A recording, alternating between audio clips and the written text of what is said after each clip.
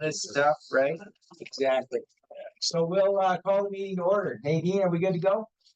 Okay, thank you very much. So this is the joint work session, City of Helena, Clark County, December 3rd, 2024. I am Andy Hunthausen, Chair of the County Commission. I'll be chairing the meeting today, and we'll just go around the room. First, we'll go around the inside table, then we'll go around the outside and introduce ourselves. Pretty please for the record. The other Andy, Yeah. or the good Andy, I got it. Commissioner Andy Turpin. Tom Rolfe, County Commission.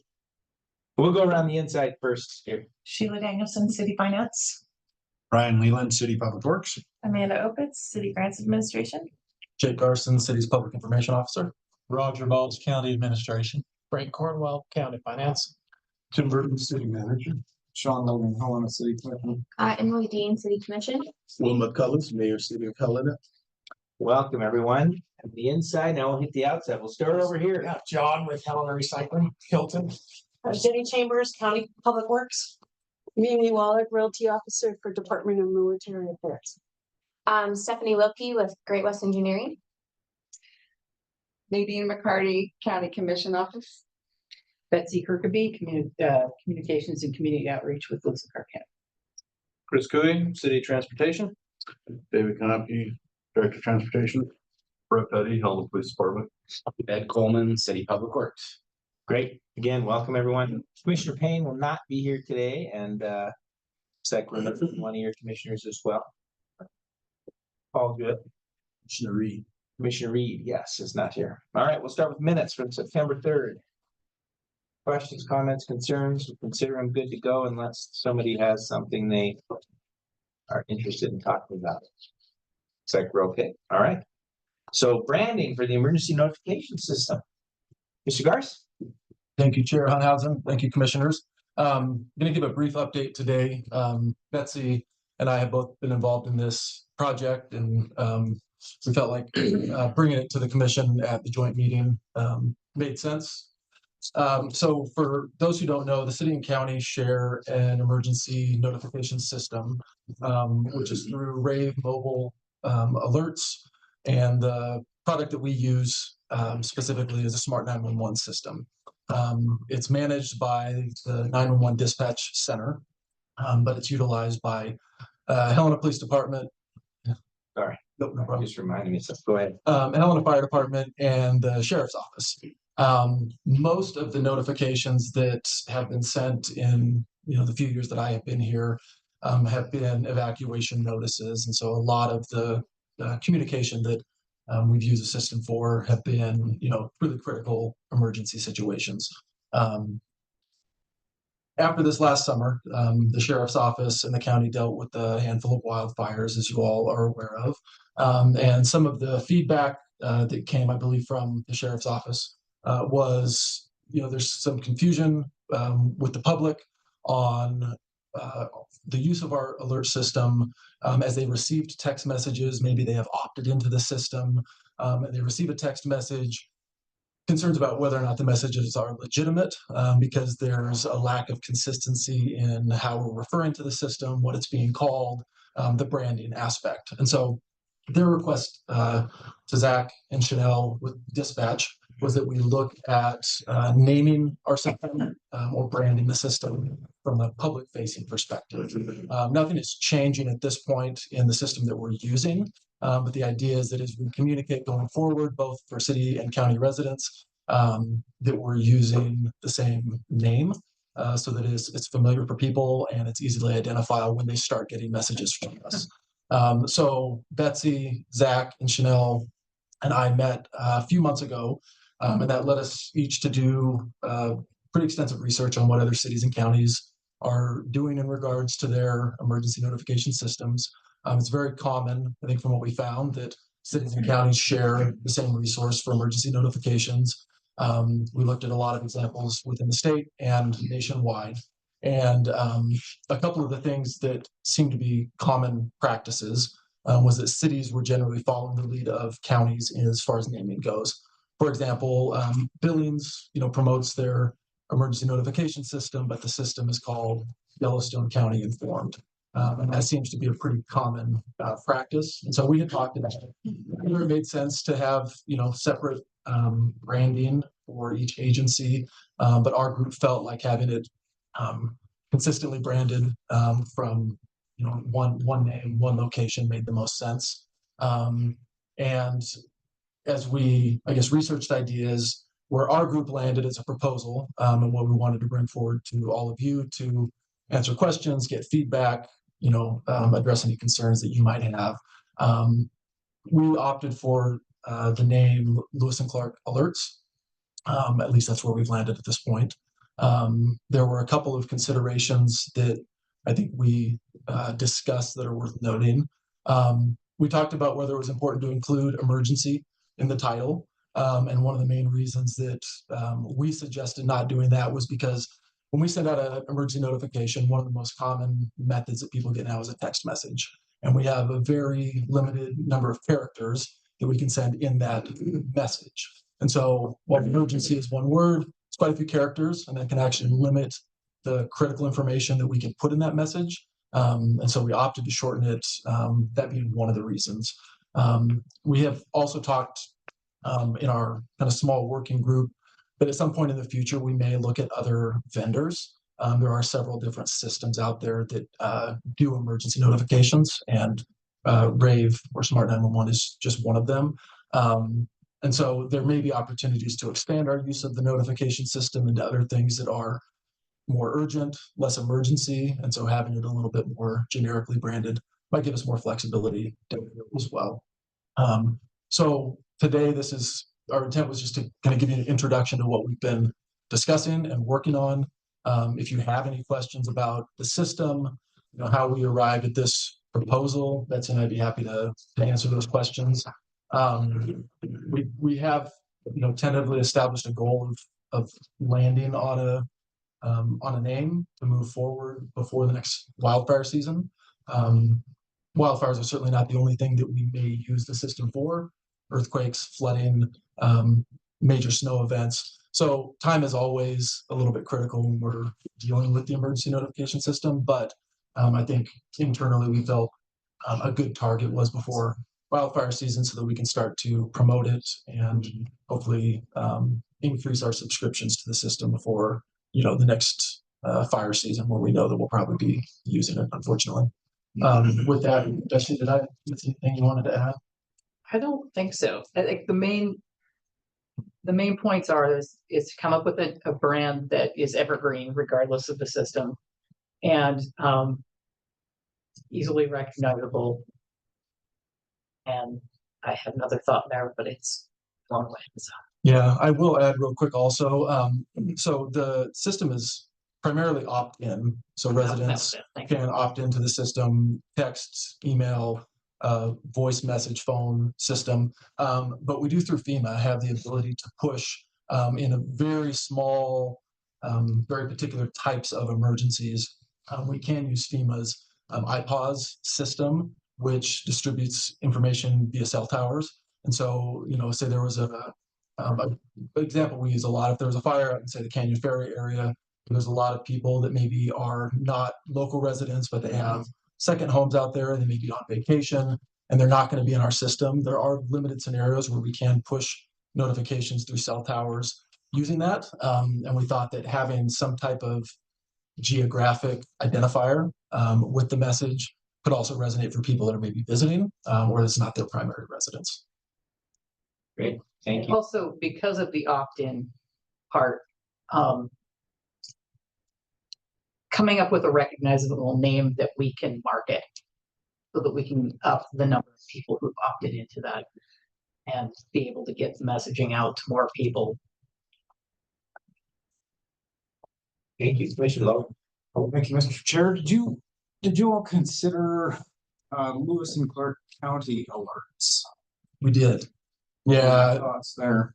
it was a similar thought to not including emergency. There was concern about the extra word, would just provide a little bit more restriction on the text messaging component, but it was certainly something we talked about strongly. I think the group felt that including county might make it more specific to one agency than the other, but it's certainly something that I think we're all open to consider if there was a strong preference.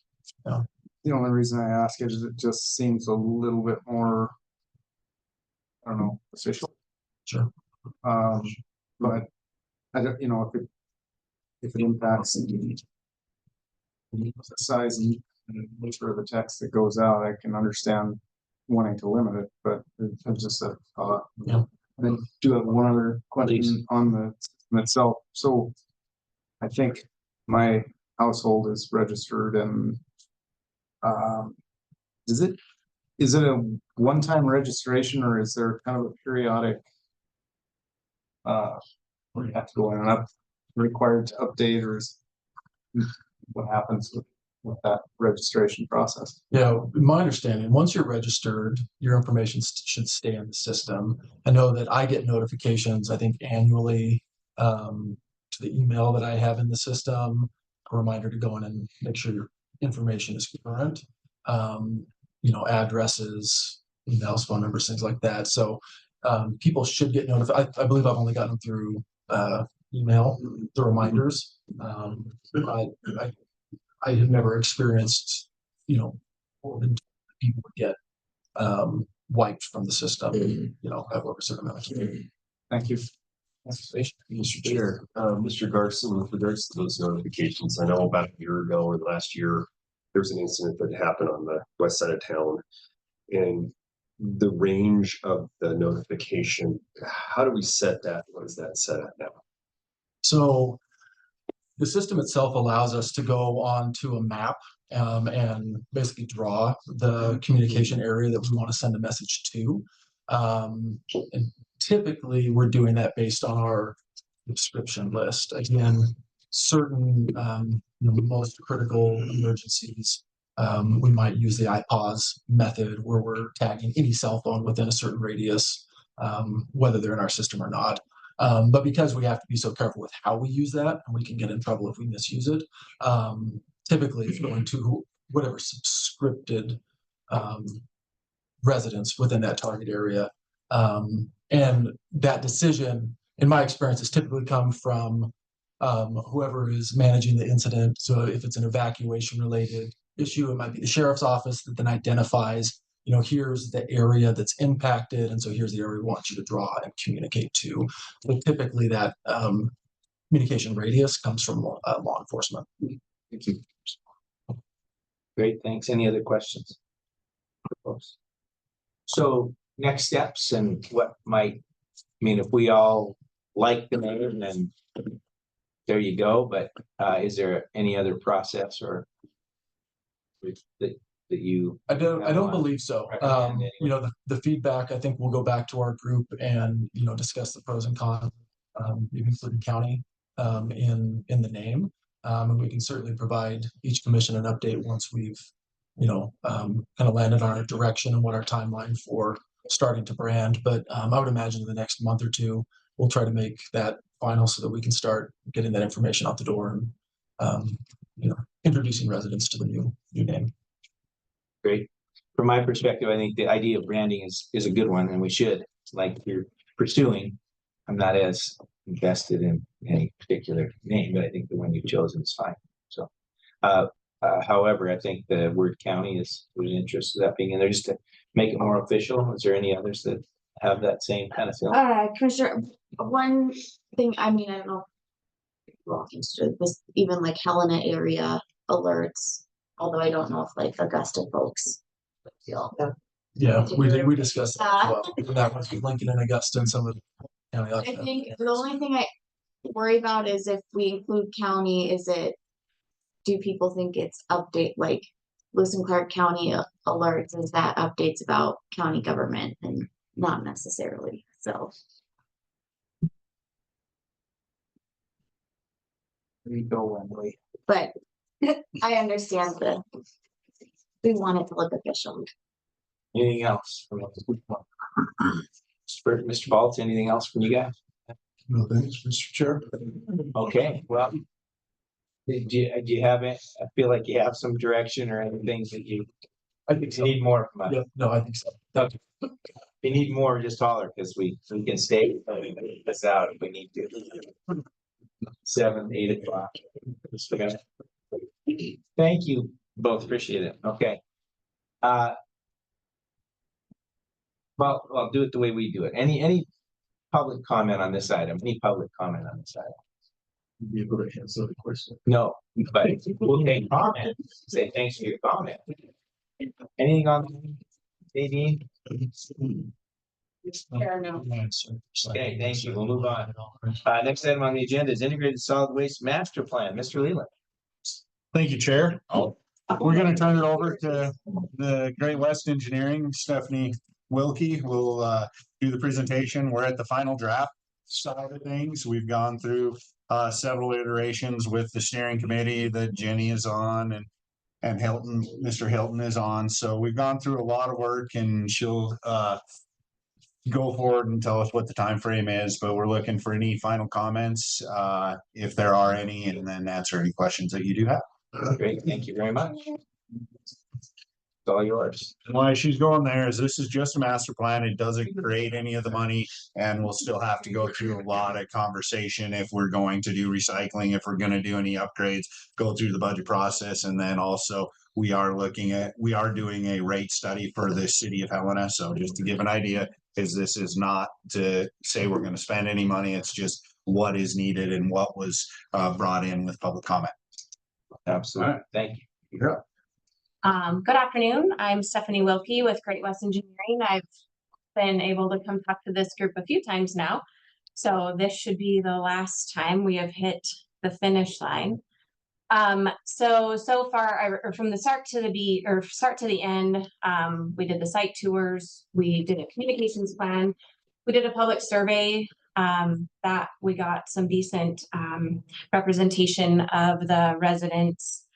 We did a full system evaluation, which we're completely done. We looked at some capital infrastructure improvements, and then just system-wide evaluations with curbside recycling, additional drop sites, green waste diversion, food waste diversion, and then we evaluated the permit system.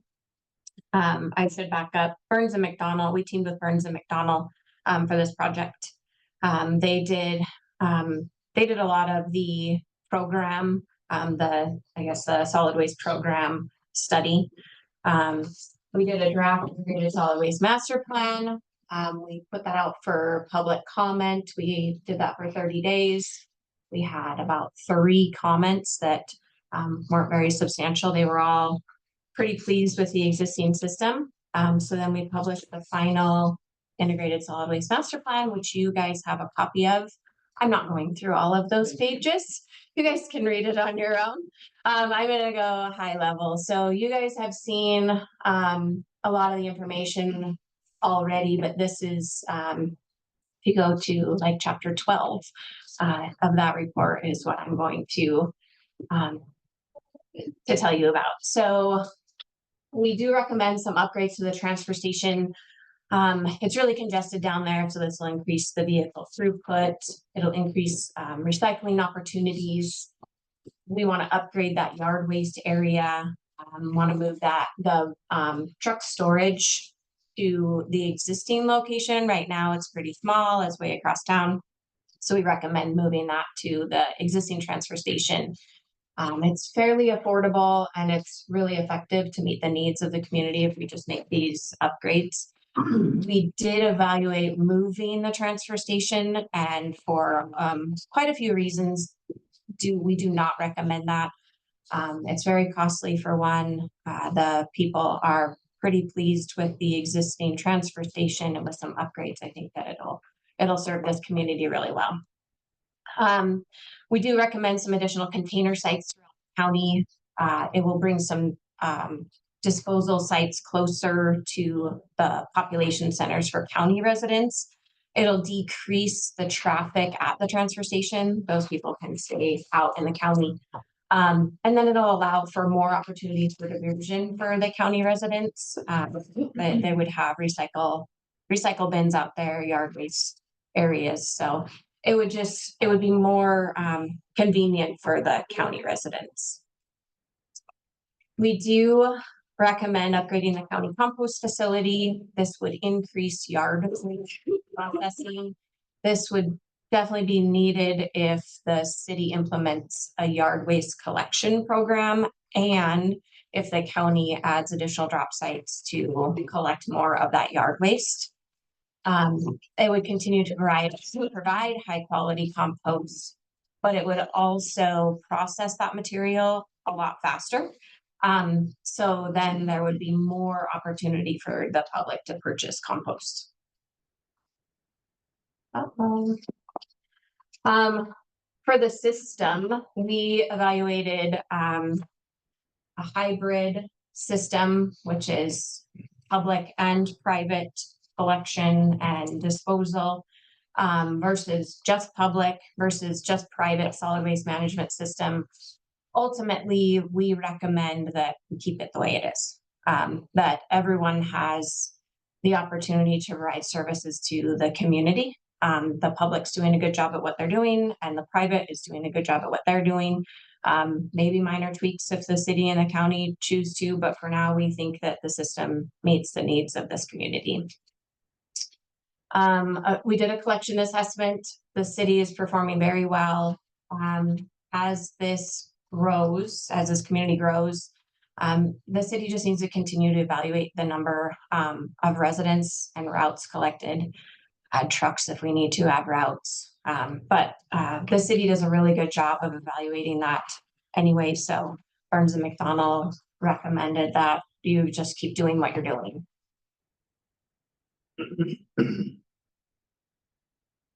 We do recommend that you evaluate your permit system. There can be some abuse. You know, there's people that will grab their neighbor's hang tag and go dispose of a bunch of garbage. And, you know, there's lots of stuff like that, that there's ways that you could limit that, which would be reducing the 3,000 pound allotment.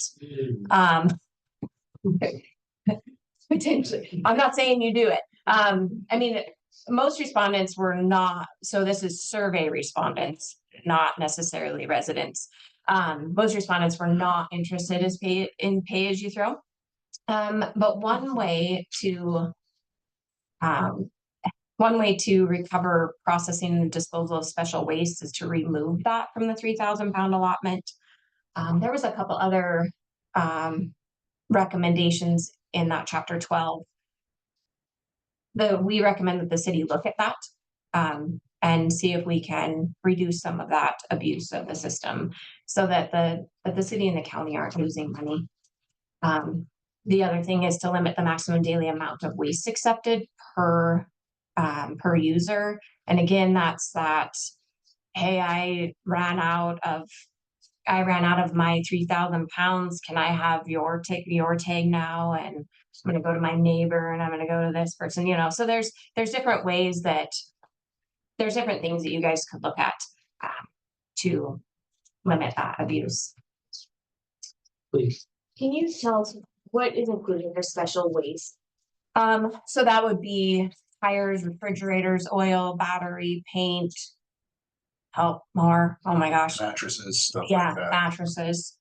mattresses seems to be a big issue. Lots of people. Are recyclables considered? Yeah, those are just recyclables. So it's all the stuff that when you go there, you got to put it in different spots there. That's a special waste. Basically, everything is not in the pit, the yard waste and the recycling. Yeah, yes. So it would be charged differently, and it used to be that way.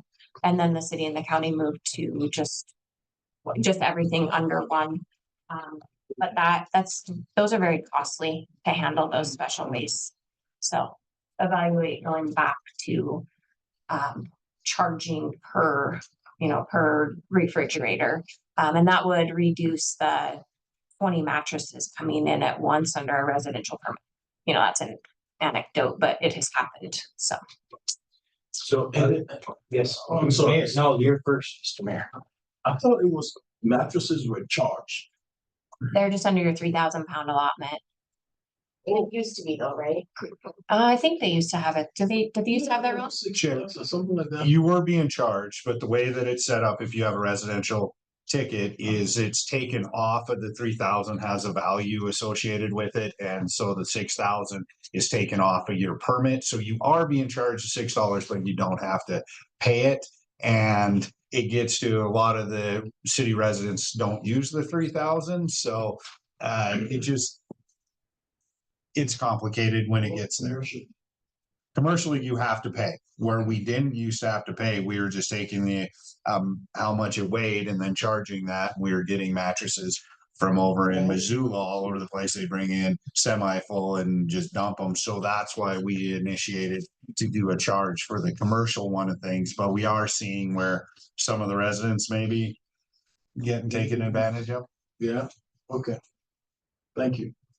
So that's what I was gonna be on a question. So I understand residents that maybe you're getting taken advantage of and they don't know, but if the mayor and I live next door to each other and we each have 3,000 pounds. That's 6,000 pounds. So what does it matter if I use all of it or he uses all of it? What's the difference, I guess, or what's the issue? There must be something. Chair, it would just be, fairness, I guess. I mean, it's more of a policy type decision where you take a look at it is each resident has the 3,000, that's what you're getting there. Can you share it and go, Yeah. If you limit it also, then it helps promote waste reduction and recycling and not throwing your yard waste, not throwing your yard waste in your garbage bin and, maybe doing something different. So Yeah, no. it just helps with that kind of stuff to reevaluate it that way. I mean, the respondents were really interested in more recycling opportunities. And that's the way the country's going. So it's good for us to be a little proactive and think about how to. I wasn't how to gonna do that. use my tag anyway. Already used it. Just kidding. No, those are good answers. Thank you. Yeah. Good. Okay. The county, well, the city and the county residents or survey respondents, they did express concern of, well, how much do I have left on my tag? I have to go through and I have to ask them, and then that also holds up the line. So there's just different ways that you could track your solid waste. But another issue is we don't necessarily know what waste is being brought in and where it's coming from.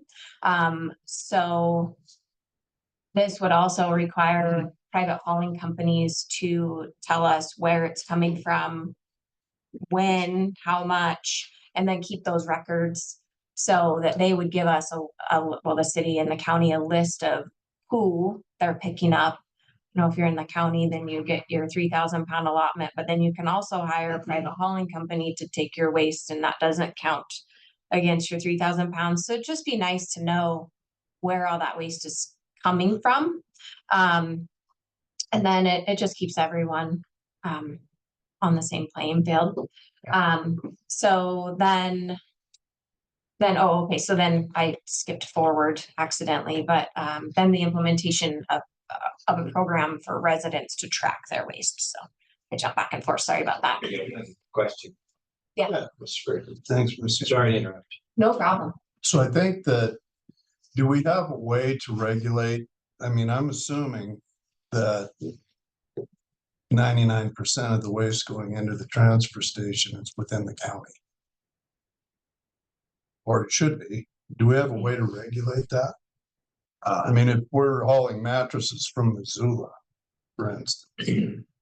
Chair, a city manager, is the intent is to try and keep it there, and that's why we want to have records of where there are private haulers, where are they picking it up. Who knows what's going to happen if we get other there's rumors allowing other companies to come in or buy up different places, so that we know out in the county of where it's collected or commercial is collected actually goes to our transfer station, and where is it being picked up, where are we getting it, so we have better tracking and know where stuff is. But it's going to be 90%, but we don't prohibit anyone from coming and paying. So that's the other end, is so that the county pays for the tipping fees for anything collected in scratch gravel, that is actually collected in the scratch gravel. And when we pay, the county is only paying for that implement or that garbage. But other people from Missoula can come in. They want to pay our tipping fee, they can dump there, but we don't prohibit it, but 90% of it is coming from inside the county. Thank you. Please. So like I said, the residents would be interested in knowing how much they have left, do some waste tracking. There's lots of different ways that you can do that, with technology or administrative processes, but then it would also require some community education on that side. Oh, that is touchy. Sorry about that. Recycling options, 58% of the city's survey respondents were interested in universal recycling. If we do that, single stream recycling simplifies that process. It's just a little bit easier for the residents. That should be evaluated farther, but we didn't recommend going forward with it right now. I think that it needs to be looked at more, but that will also come out with this cost of service analysis. Curbside recycling is not an option, or excuse me, I move forward. But the anticipated monthly cost is greater than the cost, or greater than what the survey respondents indicated that they were willing to pay. So the survey respondents, most of them said that they would be willing to pay up to $10, but the single stream curbside recycling would be anywhere from $11 to $14 a month. So that's why it needs to be evaluated a little bit farther. And I believe that's being done in that cost of service analysis that's happening right now. And then 48% of county respondents also were interested in more diversion opportunities, and that would be where the additional drop sites in the county would be very helpful for that additional waste diversion. Mr. Chair, please. Thank you. So, am I remembering correctly, relative to the county, the respondents' outlook was not favorable on the universal recycling? Right. Yeah, it was pretty much the opposite. That 58% were not wanting to do universal curbside recycling. Thank you. Thanks. And with everything being so spread out there, that makes it a little bit more challenging than in the city. So yard waste, we recommend, if you're going to move forward with this, to do a subscription-based yard waste program in the city, and then add those additional drop sites in the county for collecting additional yard waste. The curbside yard waste collection is just not feasible in the county because of the distance between. We did get some residents that said they just handle their yard waste on their property. They burn it, they bury it, they do whatever. So it's different in the county than the city, of course. Just Leland, yeah. I would just, Chair, just bring up is with the recycling in the city, we do the subscription. That RFQ or that time for the contract is coming up. So we need to go through that assessment again and go out for a request for proposals to go forward to do another contract. At that time is when we will come to the city to have a bigger conversation of what do we want it? Do we want to keep it the same with curbside recycling? Do we want or source separated, or do we want to do universal? Do we want to do single stream? So that'll be coming in the future because we do need to get a new contract cycle for open it up again. Food waste. So we recommend if you go with food waste collection to start slowly. There's some programs that Burns and McDonnell is that they help start in like Wisconsin, that the residents would go get a compostable bag or bags from a store. They would collect their food waste and then they would deposit it in a container, probably outside that same store. They could be located in hardware stores, grocery stores, all of those kinds of things. So that would also help promote people going into those businesses. They found that the businesses were more than willing to give out these bags, brought customers in. So that would be how we recommend you start with something like that. That is not the low hanging fruit. That's kind of getting into the nitty gritty details. So that's probably lower on the list than at least yard waste. Yard waste is really easy to implement. Well, there's a company, local company doing that already, right? Yeah. 406 Recycle. Yeah. And also the city received a grant to do a pilot project for commercial. So we've contacted, I think it's 10 businesses, restaurants that we are collecting right now just to see the viability and what is associated with. So the cost of service study, the city of Helena is doing one right now. We recommend that both entities do one, the county also, but the county should do one after the city does theirs, because that will determine their tipping rate, which then the county will evaluate. So, I mean, it's very intertwined, these two systems. So, I believe they're working together on this. It just helps understand the financial impacts of all programs, new programs that they're doing, new capital infrastructure, how they're going to get paid for. Some can be done with cash, some can be done with tipping rates, some have to go out and get a loan, but there's just lots of different opportunities for funding these projects and not necessarily increasing fees unless you add programs.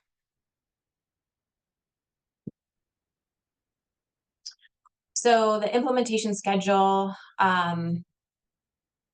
the schedule of all of these programs are going to be implemented as we figure out the cost of everything. So it's going to be done in little pieces. The city and the county, Public Works will come to you guys with new projects and say, this is what we would like to do. It'll come after that rate analysis with the cost of service study. And then the city and the county will evaluate the best option to provide those services. If it's, who does the collection at the county drop sites, there's lots of different ways that can happen. There is some partnering with the private recycling, private haulers, and then there is the opportunity to provide those services with the city and the county forces. So there's just lots of options for everything. As stated above, we don't recommend you necessarily change anything, keep it public and private. Everyone can work together. That's all I have. I'm open to more questions. Thank you, Ms. Burt. Mr. Chairman, so I think it's been almost 30 years since Site E opened up. And I think that with what we're seeing from the survey and the public liking the service, it was a well-designed system 30 years ago, and it continues to be that.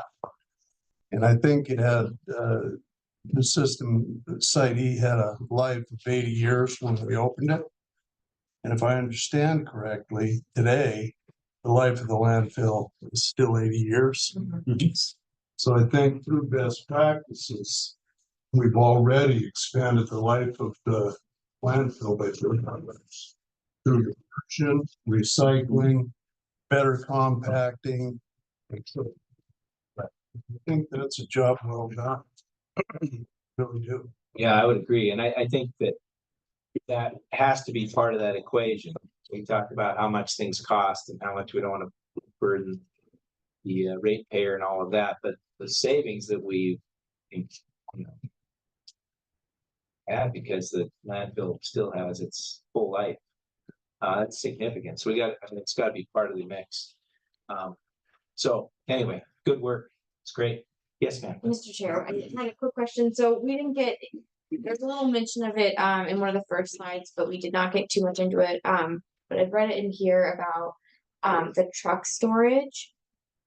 So one of the things, and this came up probably like 4 years ago, I would say, and part of the discussion, I mean, it is like prime real estate where the transfer station is. So I guess what are the thoughts about where potential locations will be, and does that eliminate the ability for expanded recycling center? So I think I'm following you. So the existing transfer station is located on the old city landfill.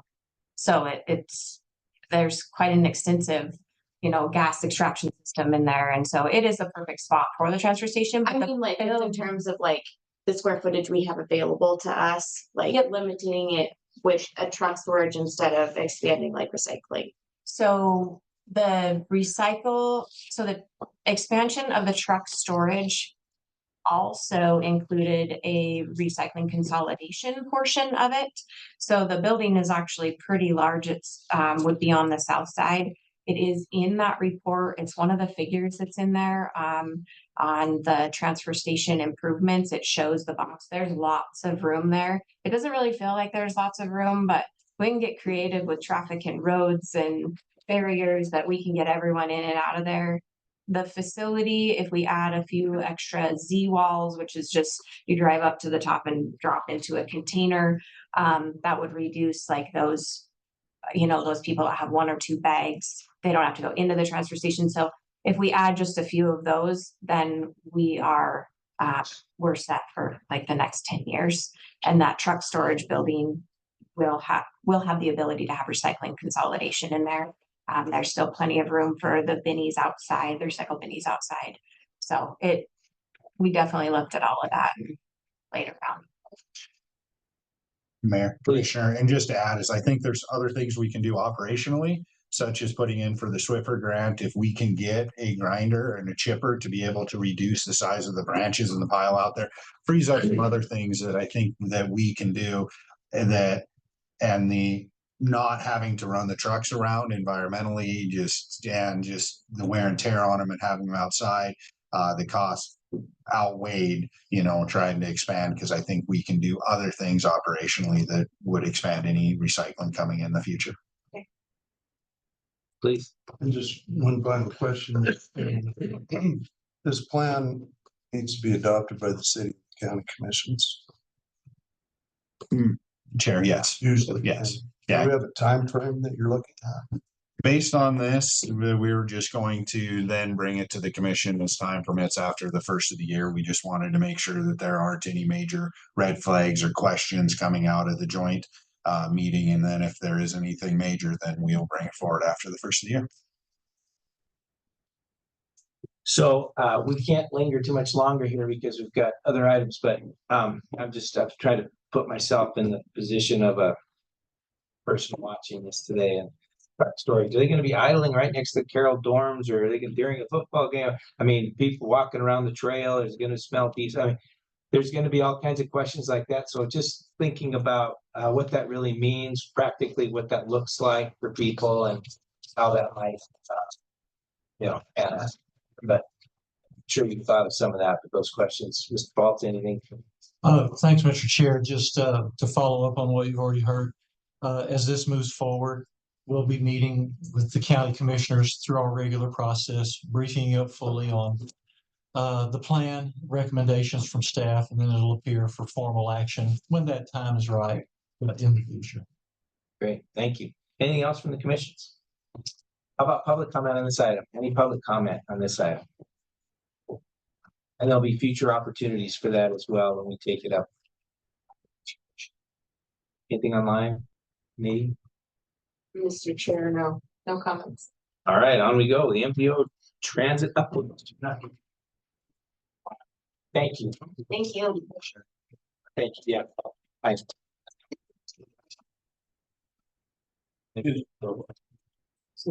Everybody. Please don't make it anymore. No, good afternoon. I'm gonna turn this over to Mr. Cooley to go through some of these numbers, but this is just an update of where we're at. We are transitioning from a subrecipient to a direct recipient with our MPO process. Where we're at in that MPO process, what does that look like? What's different? We just have a couple slides for you. Great. So, Mr. Chair, Commissioners, we'll go kind of in our timeline here. So our estimated, we are a direct recipient now is to fall in line with the next fiscal year. So July 1st, we'd be receiving direct allocations from the FTA rather than going through MDT as a subrecipient for them. Right now, we're in sort of this reviewing policies and procedures stage. So there's a lot more rules that MDT typically takes care of for subrecipients to the FTA. So as a direct recipient, we have to make sure that we have all of those ducks in a row before we become a direct recipient. So we've been working on most of them we have already. Some of them just aren't necessarily written down. They're not officially on record anywhere, but they're just things that we do through normal operations, different accounting procedures or safety procedures, things like that. So we've been working on putting a lot of those together, and we've sent a couple of them already to the FTA to look at. They've given us some notes back on a couple of them. So our goal is to get them finally, basically what our final version we expect to be to the FTA by January 1st. They'll have 30 days to review and get them back to us and say, yes, these are good. No, you need to change this one or that one. So the whole goal again is through that process, we may go back and forth once or twice with them on reviewing the policies, but we should be perfectly aligned that as of the next budget year, we'll be going directly to the FTA for allocations. So, what changes as a direct recipient? Again, the direct allocation. So right now, we basically prepare a budget, we submit that to MDT. MDT then sort of combines it with all of their other subrecipients, and then they do all the work with the FTA to get the money to them.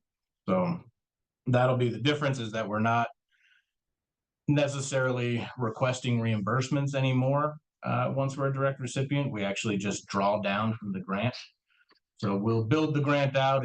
It's similar process to the budget process that we go through every year. It doesn't have to be as detailed when we give it to FTA as it used to be to MDT.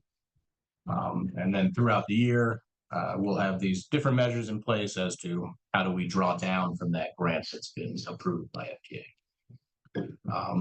Again, the additional reporting requirements. So I've done a lot of typing and writing up of, again, different policies. Some of these will carry over to the MPO in general. So a lot of the requirements that we have for transit, same requirements that we have for the MPO in general for those allocations. So there's a lot of sort of bleed back and forth between the two overall. But ultimately, from an operational standpoint, there's no changes to transit as a result of this process. So transit is still run by the city, still funded the same way ultimately. We would still come to the joint meetings, present our budget, all of that kind of stuff. So nothing really changes about our operation. It doesn't require us necessarily to service the entire boundary of the MPO, although it could. And so the other part of this, we wanted to give you an update on kind of where we're at in the middle of this year. So I know we came this last budget cycle, we proposed adding an extra part-time driver as a part of our efforts to expand service, whether that be the hours that we operate or the actual service area. And so we were able to do that without increasing the contributions either from the county or from the city's general fund this year. But what we've come up against is some personnel vacancies. So a big part of that is the pay discrepancy between what we offered and what some of the private driving opportunities were around town. The school system, for one, had a much higher wage this school year than what the city was offering for transit drivers. And then we've had a lot in the way of just medical scenarios. We've had some injuries and some people go off because of that. And so we've lost a couple of employees for things like that. So we've tried to address those things. The first one being a market adjustment. So we worked with a finance department or HR department for the manager, and we discuss some options on how do we make the city more competitive to that private market so that we could actually get good quality candidates. And so the option of what we did was that we absorbed one full-time employee. So we used to have, you see on the left side of our little scale here, we had 11 full-time positions and 2 part-time budgeted this year. And so what we have now is that we have 10 full-time and 2 part-time positions budgeted. We absorbed one of the full-time and redistributed that saving to increase the salary for all the other positions. The idea being pretty simple, that you can see we only have 7 full-time and 1 part-time employed right now. So we would rather get 10 full-time, a little bit higher paid employees than to have 7 full-time with 4 vacancies consistently. And so it seems to have worked out okay. I know we've already gotten that only changed a week or 2 ago. We've already gotten a couple of additional applicants, even some former employees, that the reason they left was because they could make more money elsewhere and they want to come back now that we're competitive. And then as far as trying to address the injuries, we can't necessarily always prevent them. All we can do is, again, go over training, provide review of our policies, procedures, safety measures. We offer things like boot allowances and stuff to make sure you can have non-slip shoes, make sure you're stepping off the bus, being safe. We have policies in place that say, as you're exiting the bus, if it looks dangerous, move to a different spot, don't stop in spots, especially in the winter time. That can be hazardous for you as you're walking around. So we're doing what we can to try and prevent those. Yeah, and a couple of those injuries were not anything regarding policy. They were accidents where our buses, the one was, they got rear-ended and they sustained some injuries from that accident. So not entirely all for policies or practices. Some are just poor behavior, driving habits. So then, our next challenge that we're looking at this year, again, is our efficiency. So we have Spare, right, our app platform, and we've been leveraging that to try and improve our efficiency. And so the reason you can see that right now our demand outweighs our personnel opportunities, and I've given you guys some numbers here. I know you guys love our ridership numbers. So in the first quarter of this year, we're at a total of about 11,000 rides. The first quarter of last year was almost 15,000 rides. And again, last year we had more personnel on board for that. And so what I tried to paint this picture, and I gave you the asterisk because I know that's not an acronym that anybody would ever guess in their life. So this bottom one is the average number of rides per quarter per driver that we have. So in last fiscal year, we were about 1,450 rides per driver per quarter. And for the first quarter of FY25, we're at about 1,375. So about 75 less rides per driver. And if you think about the number of days that we operate in a quarter, it's less than 2 rides per day per driver that we're down in efficiency. And most of that comes back to the idea that the software, it tries to manage those routes as well as it can. And when you have more drivers on, it's able to pocket those rides a little bit closer together. So in my eyes, this level of production from our drivers is consistent based on the number that we have. The less drivers you have, the further stretch some of those routes get. So naturally, we're going to be able to pick up a few less people, even driver per driver basis. So from that standpoint, we're actually doing pretty good. And so the one thing that it's sort of falsely reporting is the usage of our app. And so you can see that last year we were about 43% of our rides were booked on the app. And this year we're down to 36%. Mostly that's because what people are doing is that they're trying to book on the app and the app says that there's no availability. So then they'll call us and we'll do what we can to try and move things around to make sure they get a ride. So that comes back into part that our drivers are still getting almost as many rides as they used to from people.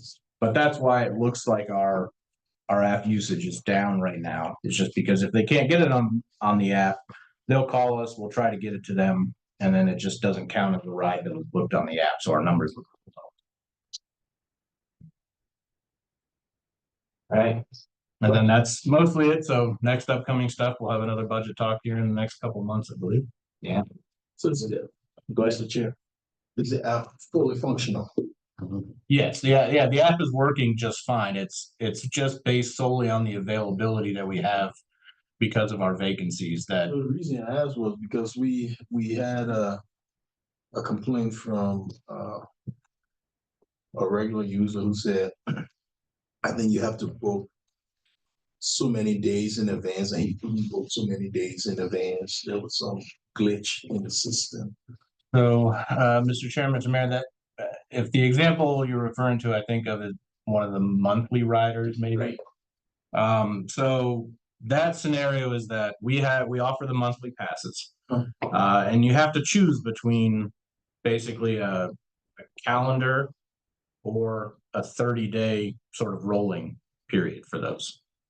The calendar one is a little tough, just because you may pretty easily lose out on some time. So if you wanted to start up, right now is not bad because it's the 3rd.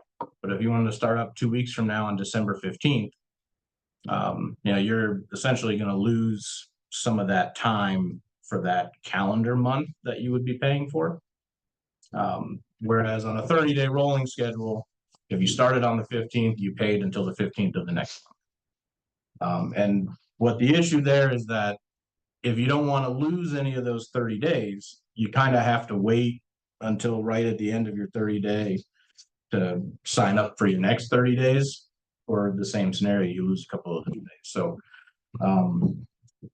there's not a perfect solve for that little bit of a discrepancy. The best thing really we can do is to try and educate people a little better to make sure that, wait until that very last day and then just re-up so that you don't get a lapse. So that, I think that was the complaint, that he kind of gets a lapse. And it's because he's waiting until his 30 days are completely up. And then the next day he might go on and, it might not be, it might be a Saturday or something to where the system didn't pick up and it wouldn't be active until Monday again. But your solution is the right way. I think we should educate them. Yeah. All right. Any other questions? Thank you all very much. You're gonna have to be so fast. It's crazy. Do you have enough time, or do we want to move it to? It was brief anyway. All right, go for it. Mr. Chair, thank you, Mr. Chair, Commissioners. The item in front of you today is just an update on the Lewis and Clark Metro Region Opioid Abatement Committee activities. Mr. Mayor and Commissioner Rolfe sit on that committee, as well as 3 other folks. We have a commissioner from East Helena, and then also 2 members at large. That group has been meeting for the last several months. I believe the first meeting was back in the spring, setting up bylaws, getting all of the different processes in place in order to start making recommendations to the state trust, the Opioid Abatement Trust. That first recommendation did come from the committee in this quarter, and that was to fund the Lewis and Clark County Detention Center with a new medical provider. It was a request for the court over the course of 5 years. The funding will just happen year to year, but that was for $115,200, and that agreement is in the works right now to get that put in place. That provider will help support the MAP Bridges program, which is medically assisted treatment. I think it's the acronym for those with opioid use disorders, as well as other general inmate urgent care and medical needs. So that will leave the committee at this point in the year with about $484,000 to consider additional applications as they come in. It is a rolling basis that those grant applications are coming in. We do have a meeting tomorrow if anyone is interested and wants to listen in. That will be happening at 1:30, but I just wanted to let the group know that there was a recommendation had been made to the MOAT, and then the MOAT had provided that approval. And so the first dollars related to the opioid use abatement dollars are now walking out the door for our region. So Great. Thank you. that's everything for me. Questions? Come tomorrow, but it can't cross the moat, so. Yeah, how about public comment on this item or the last, the transit item? Any public comment? Anybody online that you can see that wants to weigh in? Anyone? Okay. Chief, nothing. Not today, sir. Okay, good. Heard anything for the good of the order? No, thanks. Commissioners, January 7th, we're planning to be right back here with smiles on and ready to go again. And if you want to give any further updates, you'd be welcome to do that at that point. Yeah, please. Oh, I was just gonna say, I know there is a number of the public that is interested in making. Okay, yeah, that, we're ready to do that right now. Any public comment? Thank you. Hi. We'll take 30 seconds. All right, would you give us your name and Yeah. for the record? My name is Mimi Wallach. I'm the Realty Officer for the State Department of Military Affairs. I work out at Fort Harrison. And Mr. Mayor, Mr. Commissioner, Mr. Chair, and the commissioners. So I have a handout of a fact sheet. Mr. Mayor already heard my little spiel just before the meeting. You all know this town as a college town, as a biking destination, but did you know it was also a military town? Fort Harrison. Townsend is a military town with Limestone Hills training area. Well, we applied for a grant to work with the community to hire either a university or an engineering firm to do an assessment of climate vulnerability in the two counties around the installations and in these communities. And it's a great opportunity. The city and the county don't have to spend any money. The only thing that we're asking is that leadership designates at least one stakeholder point of contact for the stakeholder group. And the benefits are potentially enormous. And one of the biggest benefits, Broadwater County recognized this right away when I made this presentation, was if we are successful in a partnership to assess vulnerability and make actionable recommendations and maybe even get some recommendations about amending the comprehensive plan during the process that you're going through, that opens the door for the county and the city to apply for other grants that you might not have thought of before. For instance, this grant that we got is from the Department of Defense's Office of Local Defense Community Cooperation. And this is a defense community or a military town. And if this is successful, then the county or the city can apply for an infrastructure grant through this same organization. And I used as an example an $11.5 million grant to some small town in Illinois to rehabilitate a bridge so that the installation employees can get to work and do their job. And so that is just one of many examples. And so this, if successful, can open up many other opportunities. So I'll leave these here if you want to take some, and I'm hoping Roger will put me on the county commission agenda next time, and hope to hear from you soon. Absolutely. Thank you very much. Appreciate it. Any questions, commissioners? Any other public comments? Any other public comment? Okay, hearing none. January 7th, we'll be right here. To meet again. Yep, we're gonna do it. All right. Amen. We're adjourned. We're not full time. Be here on January 7th.